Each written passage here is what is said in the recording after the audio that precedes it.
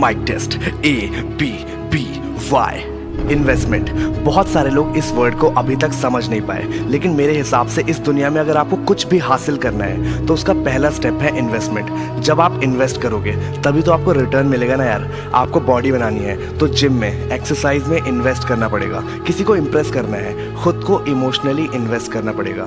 कोई नई स्किल सीखनी है तो नॉलेज में इन्वेस्ट करना पड़ेगा। मैंने भी अपनी ज़िंदगी में बहुत सारी इन्वेस्टमेंट की है। स्कूल और कॉलेज में इन्वेस्ट किया, डायरेक्ट सेलिंग बिजनेस के अंदर इन्वेस्ट किया, ब्लॉगिंग करनी थी, लैपटॉप लेने में इन्वेस्ट किया, स्टार्टअप करना था, बिजनेस करना था, वहाँ भी इन्वेस्ट किया, डिजिटल मार्केटिंग सीखना था, कोर्स ज्वाइन किया, वहाँ पे इन्वेस्ट किया।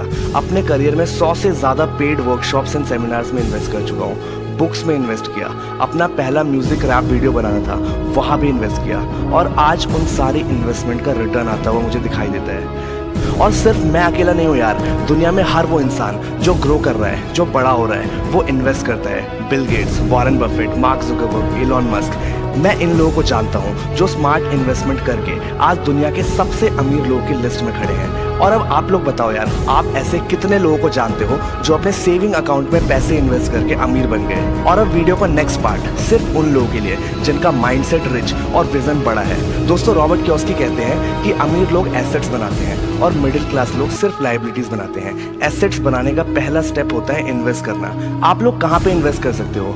किसी ऐसे बिजनेस में, अगर आपके पास कोई ऐसा आइडिया है जिस पे आपको भरोसा है, खुद में, अपने आप में, कोई ऐसा कोर्स या कोई प्रोग्राम जिसको सीखने के बाद आप लाइफ में ग्रो कर सकते हो।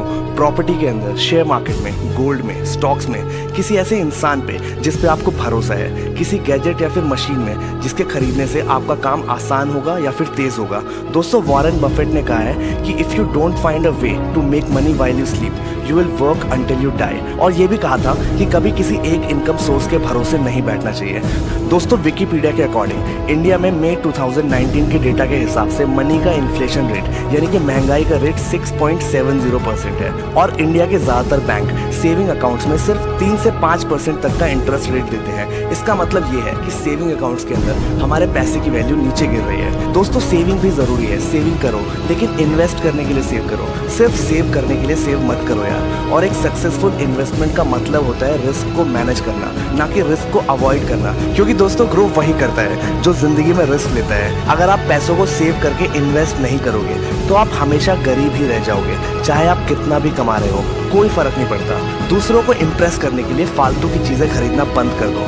अगर आप आज वो चीजें खरीदोगे जिनकी आपको जरूरत नहीं है तो शायद कल आपको वो चीजें बेचनी पड़ जाए जिनकी आपको आज जरूरत है। और अगर दुनिया आपको क्रिटिसाइज करे तो सर रतन टाटा की एक बात याद रखना कि अगर दुनिया आप पे पत्थर फेंकती है तो उसी पत्थरों को जोड़ के आप अपना महल खड़ा कर दो और एक ट्रेडिंग